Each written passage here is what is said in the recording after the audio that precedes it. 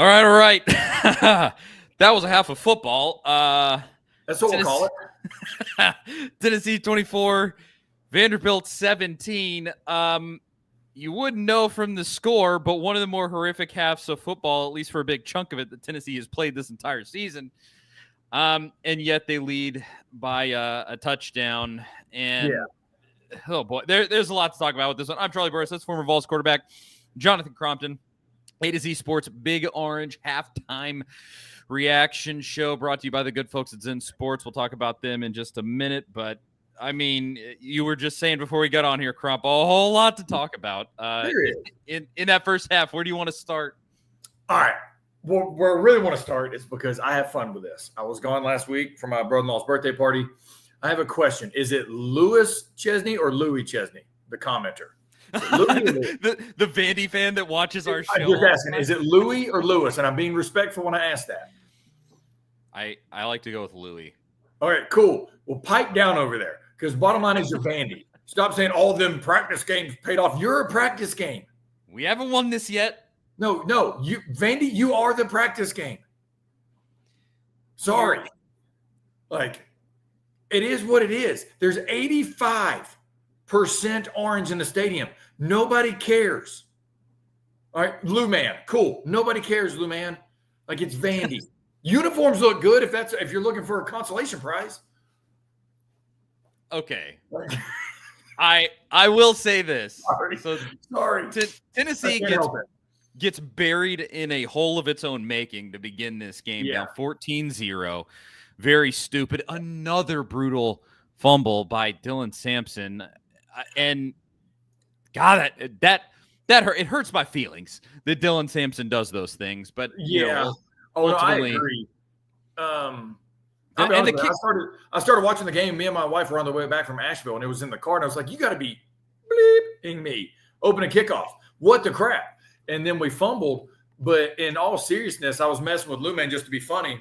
But like, Vanderbilt couldn't have drawn a more better script to start the game, holding the clock, snapping it with 4 seconds on the play clock, got a turnover, got the ball on the 28-yard line after your first possession or your first play, you're up 7-0, and then on Tennessee's 28, you couldn't have written a better script for Vandy. To me, the story of this first half, yes, we've given up 17, but Tennessee's starting defense, and I'm gonna be this guy, has in reality only given up 3. Yeah. And so that to me is the story of the game so far. As Diego Pavia is 4 of 12 for 31 yards and a pick. We have shut him down, completely shut him down. Yes, the time of possession is crazy. We've seen that 2 or 3 years ago against Kentucky where they had 99 plays and we had 30 or whatever it was. Once we actually took a deep breath and said, all right, go play, this may have been one of our most efficient offensive halves. We've got 299 yards of offense and 3 touchdowns and a field goal.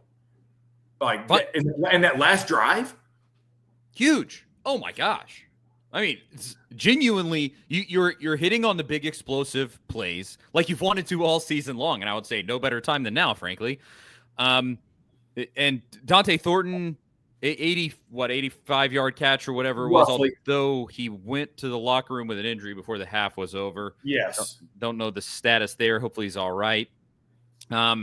But that's the difference in the game right there, is the fact that you're actually hitting those explosive plays, which is what we said all season. We said it perpetually. So my receiver coach and special teams coordinator, he's a big Penn State fan, so we're messing or texting back and forth about Ohio State because, in all honesty, Penn State really needs Ohio State to win, so they don't have to play next week, and they're still going to get a home game, all that. So we're back and forth. And he texts me and goes, does Vandy not want to cover a bang 8? And a bang 8 is lack of better terms, an 8-yard post route. Both of Thornton's touchdowns have been the exact same play. So kudos to Heupel for that, but kudos to Thornton for outrunning him on the deep one. But the stat line for Thornton this game is very similar to Hyatt's game against Alabama. 3 catches, 118 yards, and 2 picks and 2 touchdowns at half. And I think, I don't know. I don't want to make too declarative of a statement, but I think this is more evidence that you're seeing Nico continue to grow and blossom some. I think it's one of his best halves that he's played. I really love him jawing at the end of the half there on that touchdown pass. Yes, I don't. I think that's you don't like that. I love the confidence. No. Confidence versus disrespect is a different thing. Confidence. That's fair. No. Confidence is going and celebrating with your teammates. Confidence is spiking the ball, doing whatever the hell you do with your teammates in the end zone, blah, blah, blah. But disrespect. Hey, and here I was going to talk about this a little later. Whatever number 6 for Vandy's name is, man, act like the hell you've been there before. Yeah. Act like you've been there. But then again, Nico, act like you've been there. No offense to Vandy. I hit him with, dude, you play at Vandy. We're at Tennessee. There's a difference. Have a good day. See you, big dog. And I did not like that as a player, as a coach. I think it's disrespectful. I think you're disrespecting your own brand because you should look at them and go, we know who we are. We know who you think you are. We're going to do our stuff. That's the way that I look at it. And that did not set well with me. I'll be honest with you. It can't go too far. So this comment says it's can't go too disrespectful. far. Well, no, somebody just wrote a comment that said it's disrespect by Nico to stick up for his player. No. It's not what I'm getting at. The jawing side of it. Just grab your player and go back to the sideline and celebrate. That's what I'm getting at. It's more so it's putting a taint on our brand. And I don't care if y'all like the take or not. That's coming from the coaching side of me. I do like that he finally showed some emotion. I just wish it would have been on our sideline. That's all.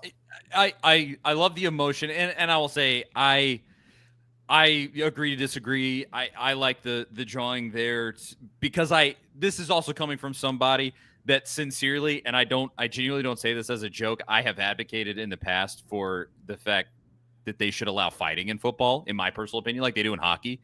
I genuinely think that would be good for the game of football. Oh, no. Hey, now, if that was a regular thing, it's a total like. Hey, I like watching hockey for the fights. I agree with you, but yeah, that's not football. I mean, and Ben Hall wrote, you know, as a 22-year-old, you would have been jawing too. I get it, but it's also there's an old cliche. There's an old cliche when it comes to football. Act like you've been there. Act like you've been there. And I'm not saying that about this situation. That's not, but that is an old cliche that will live and die by. Guys, I'm a head coach of a high school football team. I tell my kids, you score a touchdown, act like you've been there. Celebrate on the sideline with your buddies. Celebrate because here's the thing. What are you going to do right there if they give now you're putting the quote unquote ball in the referee's court. What if it's a flag on him and now we're kicking from the 25 and they get a big return and they have a chance for field goal? That's the stuff that I look at. Well, at the end of the day, that wasn't even, the most high point of the half. Well, I would say that touchdown was probably the most high point of the half. That was really excellent. And, yes. And what an answer 3 or 4 times over by Tennessee, getting punched in the mouth like that and continuing to fight the way that they did, and not just fight, but take over the game. I mean, it was genuinely huge. Again, I'll say one of Nico's best games. I think he's continuing to grow and grow and grow. But in this one, there are plenty of other places to look because you're not getting what you want on the ground, which is an interesting element. And that has been a defining factor in this one in Heupel's time. What did Tennessee go for? Like 300 against Vandy last year? Is crazy. But we're at 98 now. Now it is okay. That's more than it felt like. It feels like it's a lot less, but yeah, it does. Let's call it like it is. There's a really good chance if we stay the course of what we've been doing week to week, we could go for another 140 in the second half.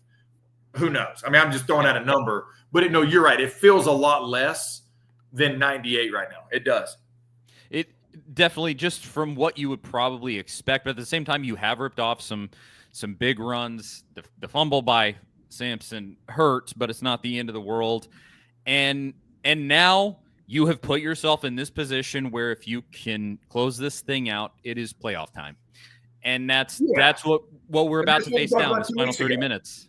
That's what we talked about 2 weeks ago was, because I went on the show last week, was At 10-2, we're still in.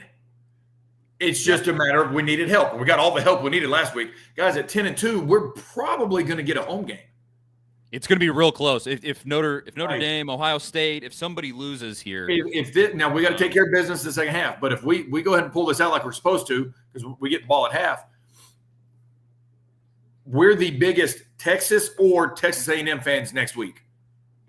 Oof. And that one's tough. There's a lot to parse apart on that one. It's like I would save that one for after the game. Yeah, no, and we can. We'll have time. And after Tennessee wins, I don't want to put the cart ahead of the horse. I'm with you. Too much there. But understand, I've said this the whole week of Kentucky and the whole week of Vandy. Man, Kentucky's Vandy is Vandy to me. And that is not a slight on the program. When you go to the University of Tennessee, from the day you're recruited, that is ingrained in your head. Kentucky's Kentucky and Vandy is Vandy. We don't lose to them. That is how you are. You can call it a brainwash, whatever you want. It doesn't matter. When you go to somebody else's stadium and it is 85% your fans, that says enough. Now, granted, I know it's in the same state. I have respect for Vandy. I don't like Vandy. You know what I'm saying? Because of the rivalry. I have respect for Clark Lee and what he's done this year. Well, that's why. But that doesn't mean that I'm going to give them the respect that they deserve to be on the same field as us this year. It makes it all the more sickening the way this game started. And I would say, now, you've recovered and you have the lead now, but I would say the penalties are just making me pull my hair out. Like, why are you getting false starts like this? It's a home game. Oh, no, I'm trying to find this comment because I was laughing earlier about it. When you were talking, it says, I'll find it. Oh, and it goes, offensive line in all caps, act like you've been there and stop the penalties. It's not even a hostile environment.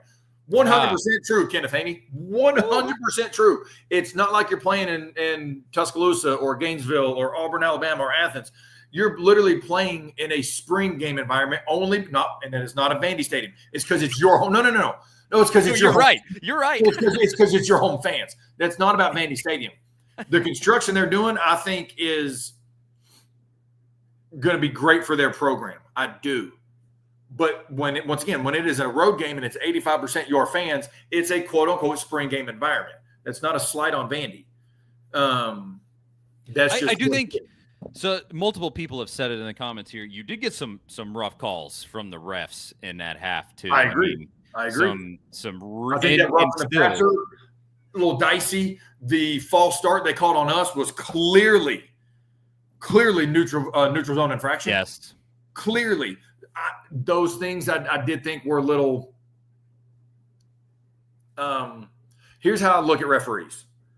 Your job is to be there to obviously officiate the game, but not try to directly affect the outcome of the game. Right. Yeah. And I'll say this last night. They did last night in the Georgia Tech game. They even said on game day this morning, as soon as that fumble happened with 2:04 left and Georgia Tech's quarterback King fumbled, that was a targeting. That was classic targeting. But that was classic targeting. They didn't even review it because they needed Georgia to win. That's directly affecting the outcome of the game. I use that to say they've got to get out of their own way. Now, granted, that was a 100% pass interference on that last drive. Textbook pass interference or face guarding, not looking back. But somebody says the rough and the passer was the right call. I'm not saying I agree or disagree with the rough and passer. I'm just saying I feel like they're being a little nitpicky today. Yeah, ticky-tack. Yeah. Yeah, I agree 100%. We do have to give a shout-out to our great sponsors Zen Sports. Let's talk about this crop. Who would you bet on in this second half? The hay is not in the barn yet. Although you are up by a touchdown, you should realistically be up by more than that. But Tennessee shot themselves in the foot many times in that first half. Who would you bet on to be the player that carries Tennessee in the second half, that gets Tennessee over the finish line into a playoff? Who's it going to be? And we'll talk about that right after I tell you about Zen Sports. Zen Sports just picked the grand prize winner for the November Big Game Sweepstakes. And they are running it back in December with the Big Game Sweepstakes College Edition. This time, instead of going to the big game for the pros, giving you a chance to go to the big game in the new college football tournament, and with a grand prize of $10,000 cash and 2 tickets to the biggest college football game of 2025. You know, that one in Atlanta. And the ability to earn entries on every bet you place in December. It doesn't get better than this. If you don't win the grand prize, don't worry. You'll also have a shot at 10 smaller prizes, which grant you $1,000 towards any college football playoff games in 2025. What are you waiting for? ZenSports.com/sweepstakes has a full list of rules, and you can even earn the $100 no danger first wager that we've told you so much about this season. Get Zen Sports. Betting just got better. If you have a gambling problem, call 1-800-889-9789. No danger wager. No danger first wager limited to plus 500 odds. Qualify terms and conditions apply. A qualifying wager for a wager entry must have minimum odds for any leg of -250. -251 does not qualify. Head to zensports.com/sheepsfakes for terms and conditions. Must be 21 or older in Tennessee to bet. Crump, who is it going to be? And are you just going to old tried and true here? Do you have a different somebody that you will bet on in the second half to take Tennessee to victory? Am I really going to go against my day one? No. Ride or die. Ride or die, dude. He's only got 9 carries. I'm looking. I'm gonna guess here. I'm looking, barring injury, knock on everyone, knock on. I'm looking for roughly 15 to 16 second half carries for Sampson. You know what I mean? Get him in that 24, 25, 26 carry range, kind of typical game for him for about honestly, I'm shot in the dark here. I'm gonna say he gets 15 for 90 yards in the second half and a tutty. I would say to that point, I think if you come out and you score a touchdown here, that is no doubt going to be the strategy. It is going to be feed Dylan Sampson, let that man carry you to victory, run the clock out. I hope that is the case. I'll go with let's see, D-Mess and Eric both said it here. I think Chris Brazel. I like the game that he's having so far. I'm not mad at that pick at all. Yeah, I love the game he's having so far, and you've been landing these explosive plays. I would also maybe go Miles Kitzelman, who scores that touchdown at the end of the half for you. Been an X factor all season long. I like any of that because you can, especially on this opening drive, you can pretty close to close this thing out if you can impose your will right here, put yourself in a position to shut it down, kind of. If we go down and score 7, we make Vanderbilt do something they don't want to do. Yes, getting 4 wide and air it out. Exactly. Yep. And do I think Pavia? And I said this earlier in the year, just hypothetical questions. But do I think Pavia can just drop back and beat our secondary? No, I don't. No. Especially, dude, what a freaking pick by McCoy in let's call it dude, great coverage, great ball, but even better, contorting your body after you tip it to turn on your back and land on your chest. Now we can't underthrow the next ball, but that's not what we're getting at. That right there, I think, was a big turning point in the game. I do. Yes. So he's not a bad pick, because if we go up 14, they're going to have to air it out, which means they mathematically are going to have to try to throw at him. Yep. And I don't think that's their advantage.